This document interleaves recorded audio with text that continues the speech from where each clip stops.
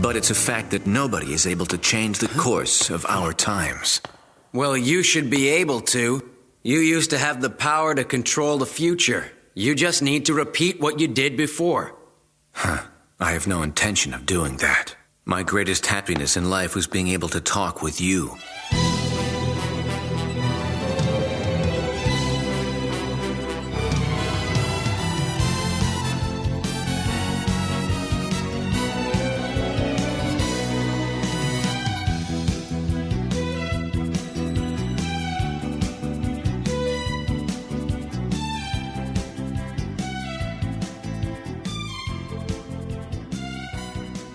Hey everybody, and welcome back to Zaku Talk, this season G versus Wing. I am your host, Patrick Skeyhill, and joining me this season is all that and a bag of chips. Bob Skerry. Yeah, I don't even know I what tried you to would do channel there. my inner 2000s as best as I could. Yes, G versus Wing, as I said on the audio boards, is Lev Van Rensselaer, episode 35 of both of these shows. But before we get into that, Bob, how's your week been going? My week has been going fine enough. So, Massachusetts just pulled back on some of their UI stuff because so many people are in unemployment right now. Yeah. Due to the health issues, you know? Makes sense, yeah. Due to all that, they just pulled off 7 weeks from my UI. So it's a good little bonfire under my ass to actually make me get all my stuff together. Okay. I've actually been doing some research and trying to get myself ready for a big email campaign to try and get a hold of people, at least in the tri-state area. See if I can't start building up my local clientele as opposed to having to work through voices.com or Casting Call Club, because if I go to those all the time, I'm just going to be on a hamster wheel of always trying to apply to things and never building up enough clients to push myself forward. Okay. What about you, Skeyhill? Well, over here, it's just rehearsals and grants. Rehearsals for my 2 upcoming projects and grants for my recently first drafted feature script. Nothing fun has happened during these times? I mean, all these things are fun. They're just not exciting for the listeners. There's no magic behind them. There's no pageantry. It doesn't have to be magical. I mean, like, even just a goof on set, an in-joke that you can let the rest of the listeners in on. Yeah, no sets, just rehearsals. Just rehearsals. Keep those private. Let them be free spaces for the actors. All right, Bob, tell me what is going on in episode 35 of G Gundam. Showdown! Bursting Machine Gun Punch. Or, in Japanese, Kejaku no Toki. Osutoraria Nets Machine Gun Punch. You can try and ask me if I know what the hell's going on with that. I mean, I heard machine gun punch in there. Yes, because loan words are fun. But the direct translation of that whole phrase is, at the time of settlement, high heat machine gun punch. Okay. So, now that the Devil Gundam is back, Domon requests the help of the Shuffle Alliance. However, they all refuse because the only person they want to fight is Domon. First up is Chibity, and he shows Domon his special technique before the match. Domon then trains with Allenby in order to overcome this obstacle. During the match, Chibity goes into hyper mode and pummels Domon. Domon is excited by this and also goes into hyper mode. Chibity uses his extremely fast burning machine gun punch, but Domon becomes multiple God Gundams with his God Shadow technique, withstanding this attack. Domon then uses his erupting God Finger in order to defeat Chibity. All right, I do remember that happening. Over here, in episode 35 of Gundam Wing, we have the return of Wu Fei, or in the Japanese, Ufei Futatabi. Is that close? Yeah, it's as close as I expected you to get. Ufei is no different than them going with Wu. Yeah. So, Wu Fei, Futatabi. And that directly translates to Wu Fei again. Yeah, interestingly, what stands out to me here learning Chinese is that that W preceding any vowels often sounds very silent. Yeah, the W is not supposed to be there. That's for us Westerners. Yeah, but what's interesting then is then when I try to speak it to some of the Chinese people that I work with, and I don't put the W, I'm not I'm not putting the W in right because they all kind of laugh at me. So that's been the interesting thing. It's funny that you're talking about this. Yeah. I didn't mean to interrupt you. I'm sorry. Okay. I mean, that's not much to add. Go on. Well, no. I was just going to add to this. There's a funny thing about that with the F sound, in at least Japanese, if not throughout. With the F sound, you're supposed to treat it less like the f, and more like if you were blowing out a candle. Yeah. In that same way, there is and is not a W. So it's not woo-fei, and it's not oo-fei, it's woo-fei. Yeah, so, like, I remember this FU when we were learning Japanese long ago, but, like, it reminds me of the X that uses to pluralize verbs in French, where for non-native speakers, we don't hear it because it's not heavily pronounced, and it's almost I don't know, like, it's just sort of an inflection that you add to what came before it, for this case, what comes after it. And, like, that's how you say this W without saying our Western W sound. So, yeah, now that we've talked about that, what happens in this episode, you asked, dear listeners? Well, Wu Fei returns to his home colony with his Ultron Gundam, but is forced to witness its destruction as his temple believes it is the only path to defeating Oz in the long run. Zex later offers to become Wu Fei's ally, but after being driven insane by the Zero system, Wu Fei finds that Zex lacks integrity to properly bring about peace. Catra, meanwhile, goes to the desert to retrieve his newly rebuilt Gundam from the Maganac Corps. Meanwhile, Duke Dermail authorizes Tubarov to begin construction on a fortress cannon Libra in hopes of using it as a symbol to unify the realm of fellow soldiers. In G Gundam, I guess before I go into, I want to sort of tackle big picture things with it. Please. Is anime like a mainstream TV thing in Japan, or is it kind of like what it is like here now? If we're going big picture, we're going to go extremely macro here. Great, let's do it. Anime is literally just the shortened word that they use for animation. Mm-hmm. Truly, anything that is animated could technically be called anime. However, there is discussion among people, both insularly and throughout the world, as to whether or not something that is made outside of Japan is technically considered anime. Is it due to it being made in Japan? Is it due to certain tropes and certain art affects? There are a lot of questions around that. There are a lot of really good videos about it on YouTube as well to try and look into it. To narrow our focus a little more, anime is very popular in Japan, and it airs with a number of these shows regularly enough. It doesn't mean that every anime that we've ever seen here in the States has always been on television for every one of them. There are some that are on TV Tokyo and things like that, but then there are others that are specialty channels, and there are others that are DVD release. So compared to America, where our real consumption of anime started maybe in the late 90s, early 2000s, and that was still bare bones. You had to scrounge around for bootleg subtitles up until a given point, and then it was very costly to get DVDs and the like, because it was still so new that corporations were trying to make sure that they were still making a profit. Nowadays, we're spoiled with things like Crunchyroll, Funimation, so on and so forth, with all these streaming services.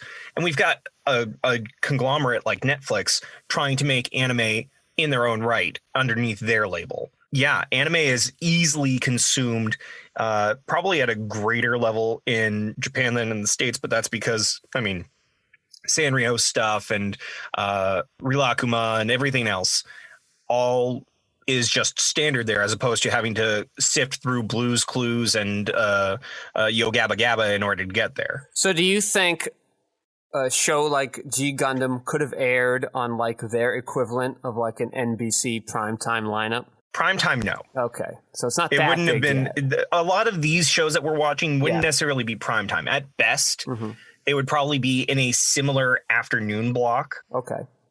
So to Toonami. Yeah, if you remember, there was that block from like 4 to 6 p.m. Yes, and I think like you could also maybe, could I equate it to like when Fox would have like that time slot, they'd have X-Men and Spider-Man in like 95, or like 3 to like 4, the 3 to 5. 5 p.m. Yeah.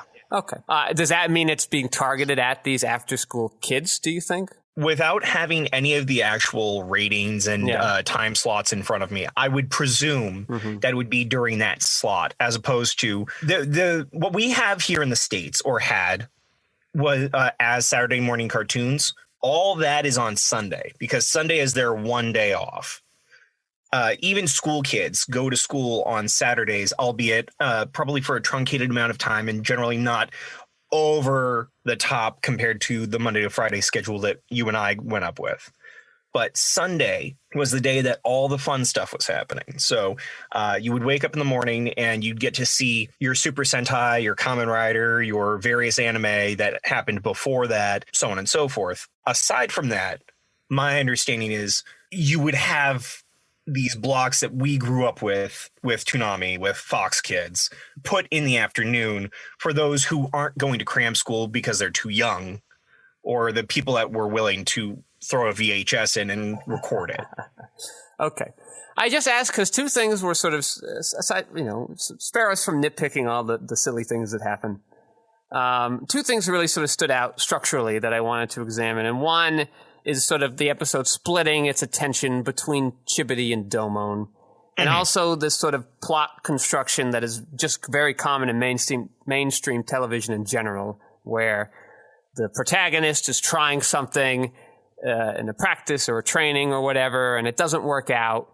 And then somebody else who's nearby says something that is inconsequential or barely related to what's happening. And all of a sudden, the main character has an idea based on that random jargon that was said. And then flash forward, you get to your climax, and he's somehow learned the thing based off of that thing. And then the victory comes. Sure. For this episode, I think I would have liked to have gotten it from Chibity's point of view. I think that would have been more interesting. I don't think I went in thinking Domon was going to lose.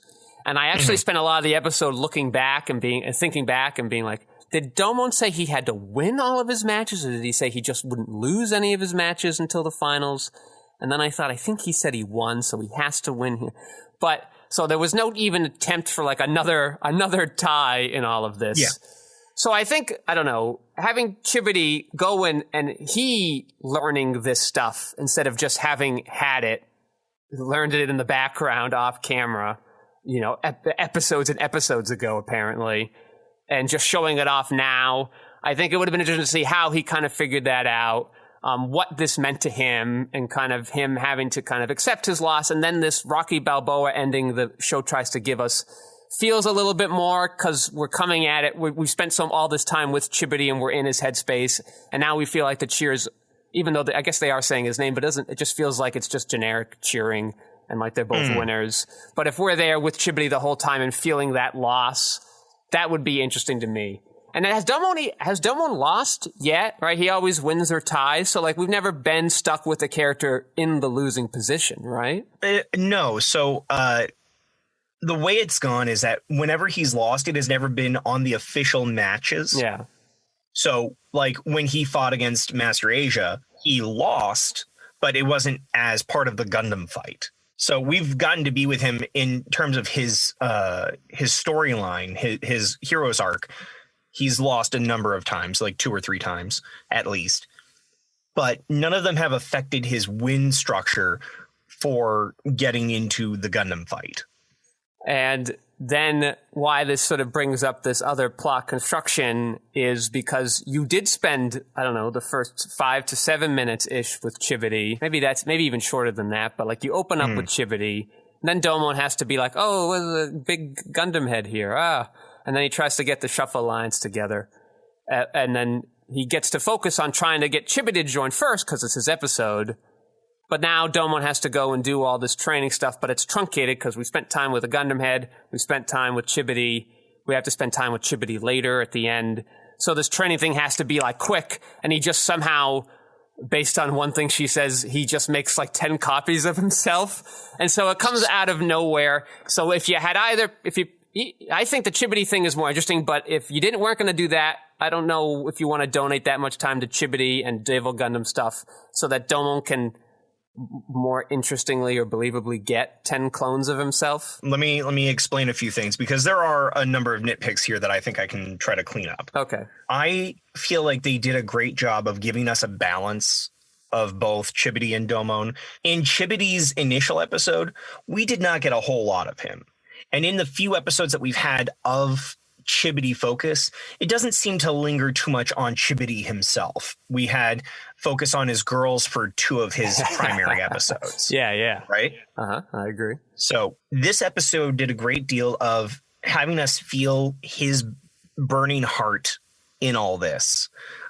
This idea of having a perfect rival so that he can always try to keep climbing. His whole thing is that he wants to achieve a dream and be a dream for his nation. Because of this, if he were to have won, that's nice, but in reality, he would have just capped, he would have plateaued, and he would never be able to continue growing. So, while it seems like a loss, he is actually being given exactly what he's looking for. He wants to continue to be a dream, someone who is struggling and trying to always climb to become a better martial artist.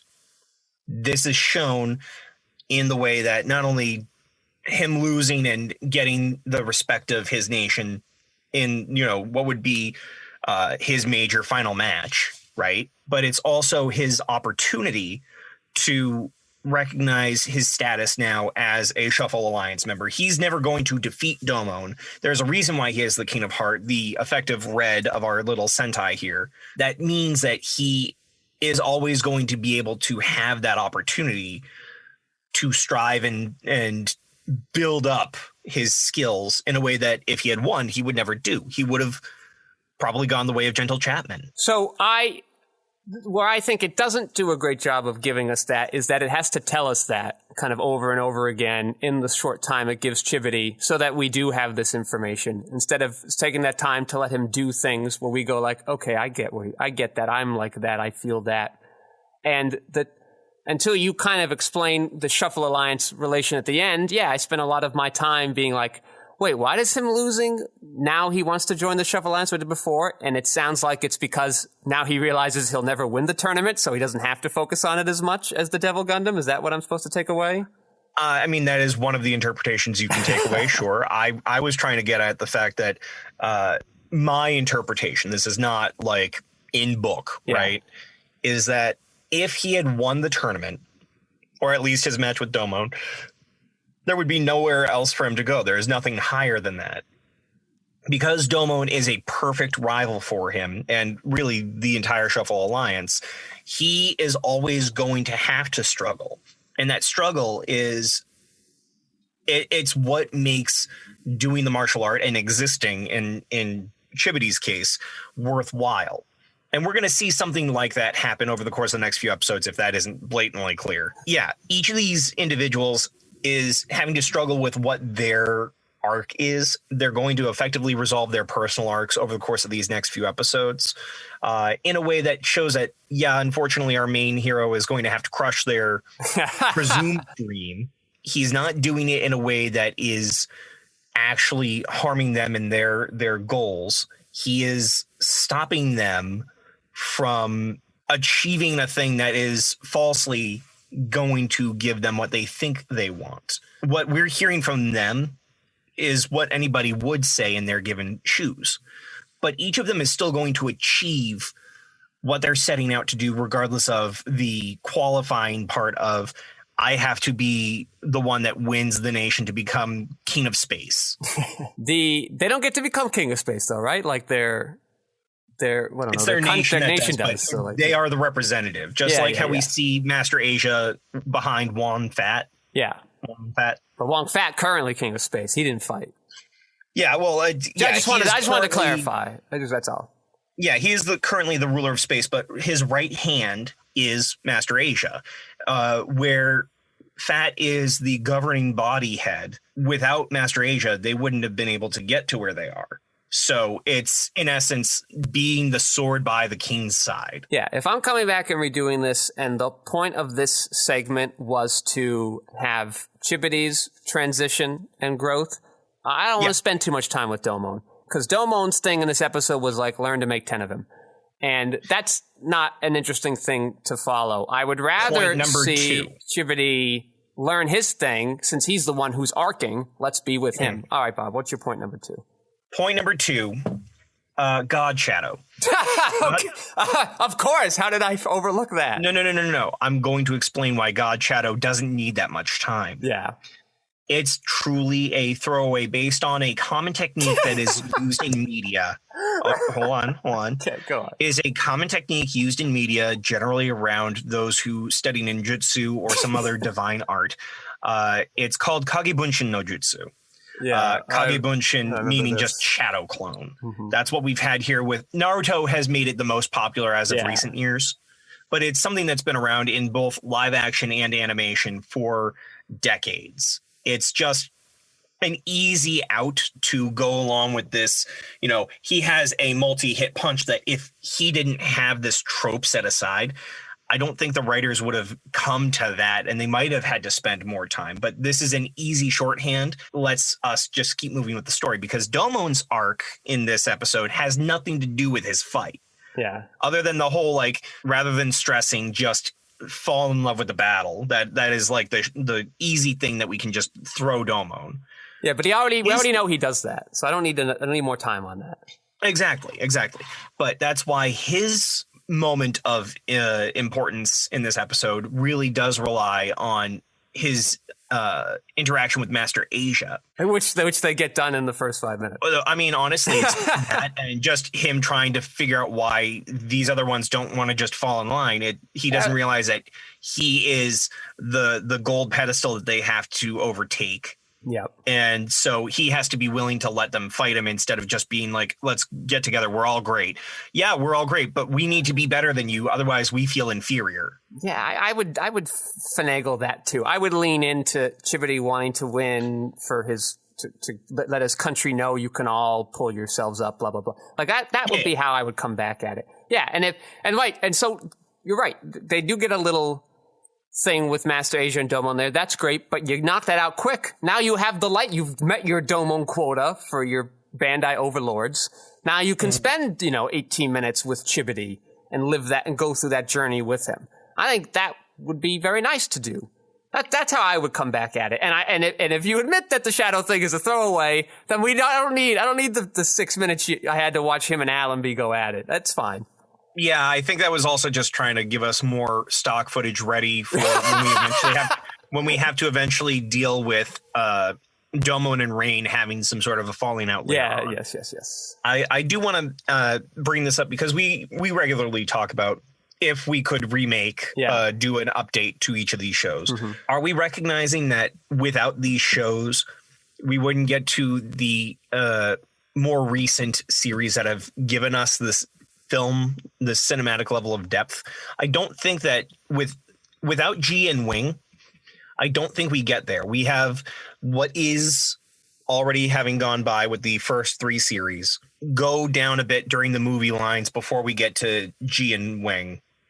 And then after Wing's success internationally, we start seeing that the toy overlords are willing to give more budget and more opportunity for depth because they start understanding the toy and story concept that I talked about episodes and episodes ago. Yeah, I would not. This is not me going like, let's go back in time and clean up these messes. Because you're right, there's an element of I don't want to, mess with the timeline or anything. You don't know what you're going to fuck up. But you have to go back with both of these shows and sort of acknowledge that there were limitations put on them because of the time they came out, because of what the TV production cycle is like.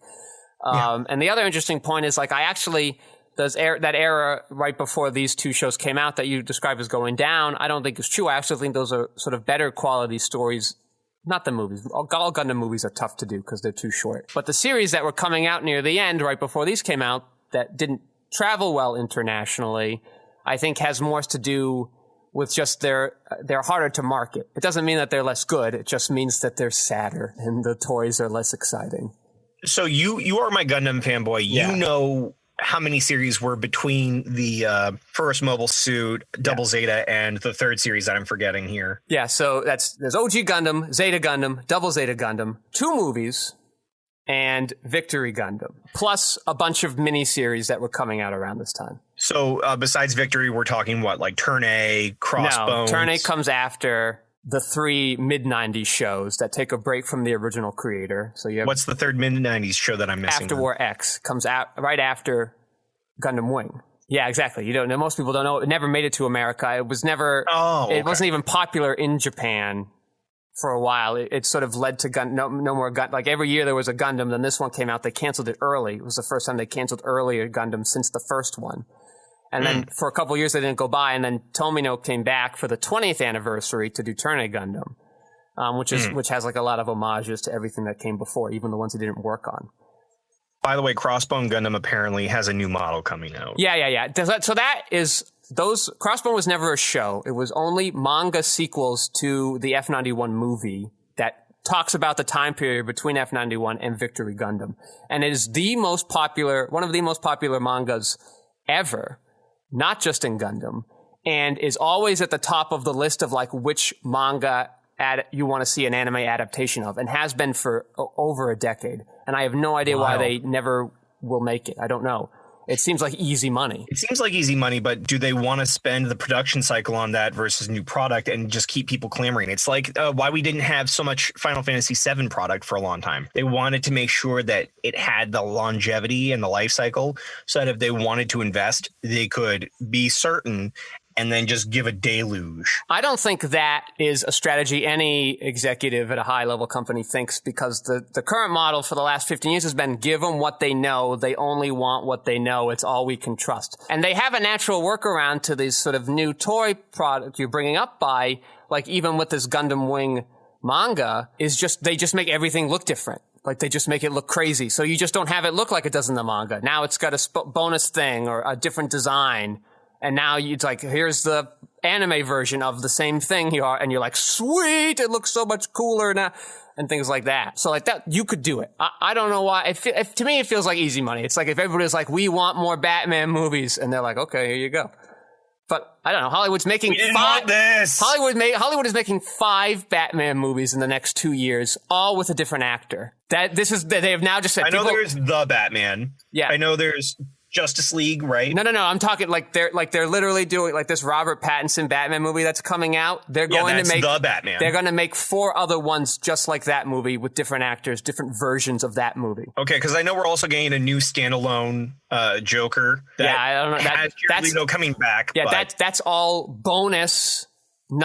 These 5 Batman movies. So you mean literally just 5 straight up Batman movies. Not necessarily origin stories, but 5 different takes on Thank Batman. God. But like, we don't need an origin story every time we start a new franchise. I don't need a Batman movie every year and a half. I get it. I agree. I've moved. So like, this is what I'm saying. But like, if Hollywood's doing that, you can make a Crossbone Gundam. So everybody actually legitimately wants it. Yeah, I understand. So Victory, I think, is actually one of the top 5 Gundam long series. But like I said, very sort of depressing. Yeah, because the miniseries, they're very different. I try to do them differently, and the movies are all bad. Yeah, so like I think it's really great, but toys aren't as interesting looking, and again, very depressing, very hard for you to kind of get in, because it's like Tomino was at his most, he was at the nadir of absolute depression. He thought there was no hope for humanity at all, and it is the most merciless, brutal show to get through, but it's very moving kind of in that. And then by the time he does Turn A Gundam, he's kind of worked through his depression. He's hit a really good stride, and it's this very hopeful, very different sort of thing. He even brings in the artistic director from like Alien and Blade Runner to do the mobile suit design. That's why they all look so kind of wacky. Fun show. Nice. But I think these shows did well because of how cool and fun the mobile suits are. And then, they like, oh, American kids fucking love this shit. They're into Pokemon. Let's give them Gundam Wing and G Gundam, and they did well, and Tenchi Muyo did well, and on and on and on, and here we are. Yeah. So, was there anything else that you wanted to talk about on G Gundam, or no? That's it. I just, I hope that some of these other episodes that come back soon with the other Shuffle people, that we can focus more on them. I don't know if we'll get it, but I think that'd be a cool opportunity to take. I know coming up that we have our next one is going to be with George. Yeah, Frenchie. Yeah. Yeah. And I think he gets a fair amount of the episode. because it has a lot to do with his self-perception as being a knight. It has to do a lot with his honors. So. That I would be interested. That is an interesting way to take a very uninteresting idea. Like that would be cool to kind of watch and hang out with. So I look forward to that one. Yeah. All right. What's going on with you for Gundam Wing here? Yeah. So with Gundam Wing, I will admit to you. Yeah. While I feel like it was supposed to catch more of my interest, I was like, okay, Wu Fei comes back. Yeah. And I love Master Long. Very concise character. She only gets a few minutes on screen, but those few minutes, I feel the weight of her. I hate to break this to you, but that is a man. Oh. Yeah. That is the grandfather of Wu Fei's dead wife. Okay. I thought that was the grandmother. Yeah. Because I'm sorry. Yeah. Not only do we have a femme voice actor, right? The presentation that I was given made them feel more matronly.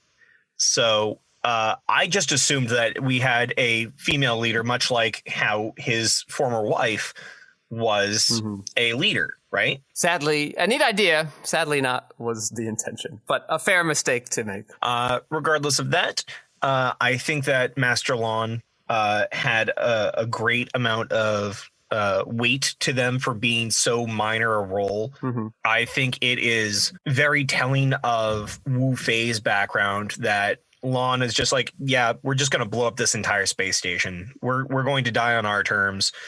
So you don't try to hang back and protect us. Go forward and do a thing. I'm 15 and what is this? Okay, I'm just going to harm everybody. Who needs a zero system to hate everything? Yeah, so this episode suffers from what the G Gundam episode suffers, where it's too split. I would have just wanted to really focus on Wu Fei spending time here in the first half with his temple, and then in the second half, all the stuff where he has to go leave, and then they have to sort of destroy themselves to reinstate his integrity. Everything else, the Duke Dermail, the Verlina, the Zek, move that to somewhere else. Especially since, we haven't seen Wu Fei in like 5 episodes. So and we don't know anything about his backstory, and you get rid of it in 6 minutes. I don't think that's a great approach. I'm willing to agree with that in just terms of regular script structure, but for what they did with it, I can acknowledge it. I appreciate that Relina was doing her thing and being told, like, keep doing this. Do not falter. If you falter, it all goes to shit. The people at that table, I want to be clear because they look exactly like the other cronies of the Romefeller Foundation. Those were not Romefeller. They were Romefeller. Those were Romefeller. So what we're I didn't know seeing, if it was the other dignitaries from the nations that are staying with her. No, what we're seeing now that the Trey's faction is eliminated, and Duke Dermail explains this to Tubarov, is that now that we have full consolidation of the Earth, but some people who are in the Earth, don't want to be there because Duke Dermail is like a huge asshole, and just nobody likes him, which is why they have to build this big space station. When they had Trey's, everybody was all on board because Trey's sort of got the lower people and like understood the soul of humanity. Duke Dermail just wants power. So now these people are like, all right, Relina, if we go to you, are you going to be a huge asshole? And she's like, no, peace, everybody. It's going to be great. And now we're going to see this new kind of faction form. And Romefeller's going to have to contend now with this growing other version of rebellion around another very populist figure. Yeah. I love populism when it's done correctly. I appreciate that she is speaking to them and keeping them from doing anything else under Dermail.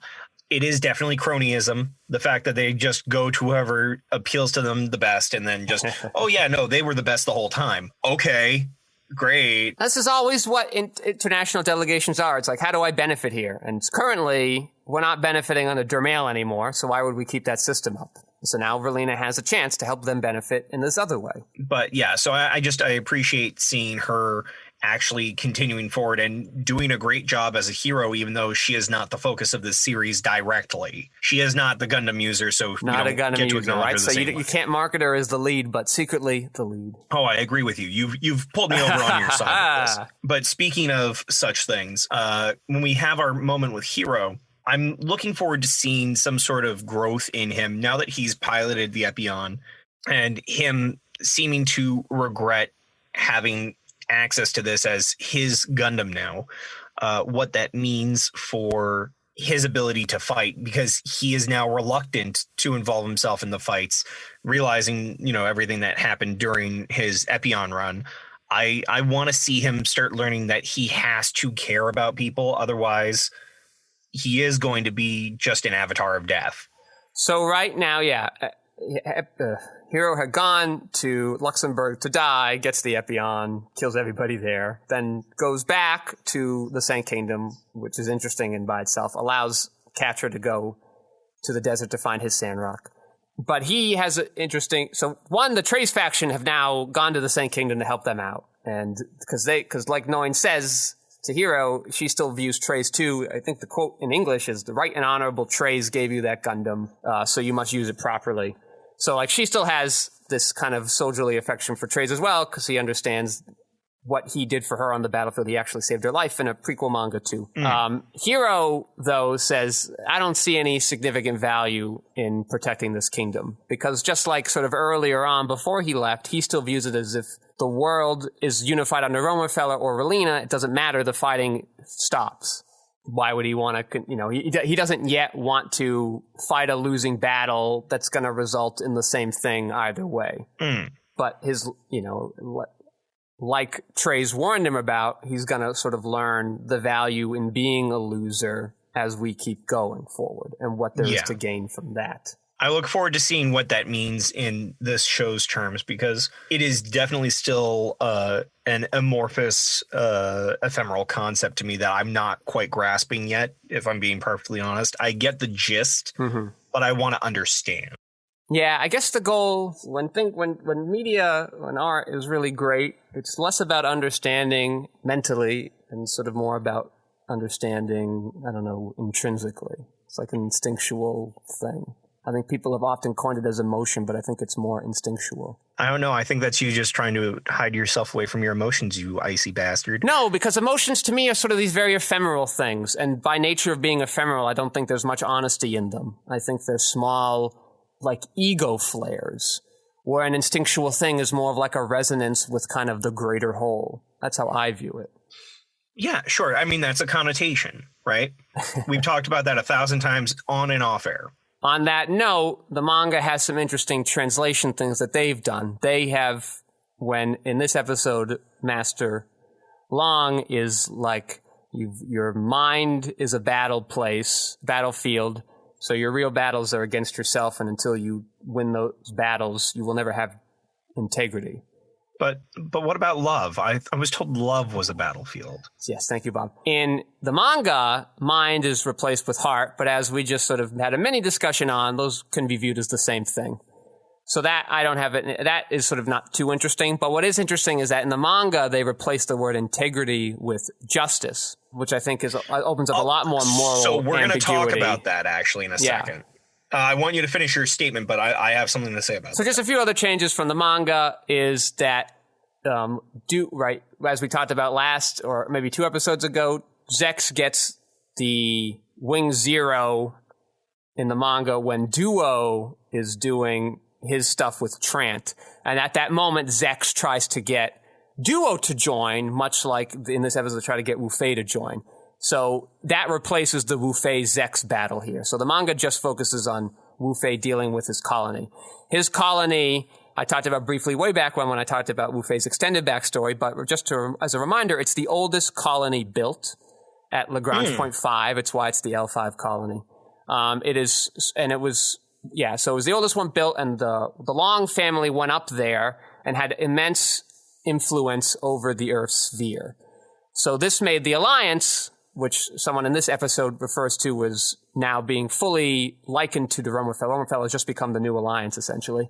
The Alliance didn't update any maintenance on the colony. They sort of left it to rot, whereas the other ones they've been helping out because they wanted to take them out of power and take away their influence. So when they're exploring this colony, it's already mostly dead. There aren't many people inhabiting it anymore anyway because it's unsafe. And then, as we said, they blow it up so that Wu Fei doesn't have to worry about them anymore. He can only fight on the enemies he's got to fight here, and not worry about if they're good or bad, but just worrying about if they're going to bring justice to space. Justice, integrity, things like that. So Wu Fei doesn't like Zex because the Zero system is proving that Zex's heart is still full of doubt, and so that he will be a weakened warrior and maybe more likely to make bad mistakes in the future or acts of poor judgment in the future. All right, Bob, so what do you want to talk about? So I still want to talk about this scene, and then I'm going to have us try to shorten this up because I got to do a thing in about 10 minutes. With this scene, you mentioned justice, right? In my subtitles, it uses justice, but there's a reason for it. Yeah. So in Japan, there is this common use of the term justice in a way that is synonymous with belief. Yeah. One's justice, one's wholehearted will towards a given creed of life. That is something that they will constantly use, especially in shonen series. To talk about one's justice is to talk about their belief in what the future should be, what one's life should be lived by. That is their justice. And to say to hell with everybody and everything is to go against the general justice of the world. To be villainous and throw people to the streets and mustache twirling abound. Those lack justice. And when one fights for justice, it's not for law, it's not for government, it's for the betterment of all, for this idea that there is a universal justice that we can all take part in to achieve peace, to achieve a living situation that we can all stand by. Yeah, this is why I think sort of the Tegridy translation actually works better, even if it's less accurate, because it's more about a lack of hypocrisy and a lack of confusion, and you're more firm in your stance and willing to fight to the very end. And this is stuff Trey's has been talking about, even up to the Epion episode, where he says, the system will help you remove all distraction and make you the perfect fighter. A fighter with no distractions is the closest thing to God. Right, which has often been viewed as this foci of justice in however different societies have defined what justice is. And so I think that's a better translation. And that's what sort of is interesting here, that Zex is harboring these doubts where Wu Fei seemingly hasn't, but chose not to kill Zex, but did acknowledge that he could become a problem later on. And then he left to go weed out the rest of Romefeller and settle his score with Trey's. So that's the other thing I want to talk about. There is a very clear difference based on what you're telling me of what I saw from Wu Fei versus what you saw based on script. On my side, he's just calling him a villain the entire time and saying that he's full of shit. Yeah. Like just constantly, that is all that is coming out of his mouth is, how can you be a hero? How can you be on the right side? I don't trust traitors. This, that, the other. He cannot win it any way that he's trying to communicate with Wu Fei, because Wu Fei has strictly decided you're my enemy regardless of what can be done. Yes, right. That's this is maybe a downside of Integrity that the show isn't painting, but could be interpreted by modern audiences, you know, because I don't know, a lot of countries and a lot of narratives have had trouble with traitors before because they could always flip sides again. So that's something I can understand why Wu Fei would have a problem with it, as he's just learned this lesson at the cost of, you know, the rest of his temple. Now, the very last thing I want to talk about with Wayne before we go the way we go is Troa. Yes. Troa comes back, but is apparently amnesiac. Yeah, not the Troa we know. Those memories are gone. So we have a Troa vessel. Okay. Yeah. So that's how you were able to logic your way around. That's how I could not lie to you, Bob, and still keep up some tension. Yeah. We get a new Troa. It's the same as when a D&D character dies and you just make his brother. That's exactly like the old D&D character. I never did that because that's just trash. A general you, I mean, of course, no accusations. I'm telling my listeners here that that's trash. So we get new Troa, who's more interesting than the dead brother or the revengeant brother, because he's not at all like the old Troa. It just looks like him. Yeah, well, that's what's weird to me too, is like, I felt like there was more of a romantic inclination between Katarine and Troa, and now she's like, yeah, you're my kid brother. You're my brother. Well, I guess, yeah, I don't know. And maybe it's because I've watched this so many times and have all the backstories. I don't know. I'm now tainted by the big sister view the whole time. Especially when, as you remember, there's a very good chance they actually are siblings. So it's good they're not smooching like in Star Wars. Oh, are they? It's very strongly hinted, yes, that during one of the Alliance attacks in Eastern Europe, while Catherine's family was fleeing, her baby brother kind of gets thrown out on this stormy night as explosions are happening, and it gets rescued by mercenary soldiers, and that's why Tro is such a good pilot, because he's been piloting since as early as he could. Okay, that's fair. Yeah. Well, that all said then, it will be interesting to see how I want to say, it's not a negative thing when I say that he is being held back, but his sister is keeping him from doing the thing that he's been doing for his entire life. So I don't know if it's very much like what I was going to rebut to myself with the romance thing, if it's not okay because he is not fully there and therefore does not have true consent over the matter. He can't say that he doesn't want to stay here and wants to go out because he doesn't know and is being refused to be given all the information that would be given to him if somebody wasn't trying to protect him. The same way that you wouldn't actually romance somebody when they have amnesia, because that is a shitty thing to do, because they are not fully cognizant of all their memories and all their capabilities. Yeah, I guess you could call it shitty, but I think that's only half the story, because what Catherine is saying is like, whatever happened made you like this, so to keep you from being worse than this, I won't let you fight anymore. Seems easy. Yeah, well, I'm also always sensitive to things where one loses their self, their ego, whether that, like, amnesia is a terrifying conceit for me, just the same as having dementia, to lose it. Yeah. To lose oneself. I don't mind losing oneself. I think that's sort of the goal, right? Not in a dementia way where it's just your brain slowly kind of crapping out on you, but the sense of like letting go of the ego and realizing that your sense of self is just a limitation and it's hiding you from the rest of the world. That I think I want you to be my instructor for meditation or something, because I am damned. Well, I'm so held to my ego. We're in a culture that has constantly encouraged the fortification of the ego. Like it's in a post-industrialized world is sort of the first time where like the ego has been celebrated as vapidly as it has. And that's just to keep the money machine going. So you'll buy a colored iPhone, like that, the one that's like you. Yeah, I got you. All right, well, that's a little hint at my way we go. Like sand through the hourglass, this is the way that we go. I don't have much time to go into any further than that, but Bob, what was your way we go this week? I mean, really, my way we go is exactly what I was saying with the whole reason why the other four Shuffle Alliance members are insistent on fighting Domon, and why Chibity's fight with Domon meant what it did. Just the acknowledgement that to speak with one's fists in this sportsmanlike way is very much what I hope to do someday with my voiceover work against other voiceover artists and find rivals in that way. Much like I expect you will do with your direction and your writing and the like. There is something that you can only communicate through a specific medium, and words do not always elicit that. So to be able to find a way to give part of yourself to the world beyond what your vocabulary allots, keep that in there, because that was fucking wonderful. Okay. Yeah, I would go so far as to say words never get you there, at least in the way that we're trained to use them.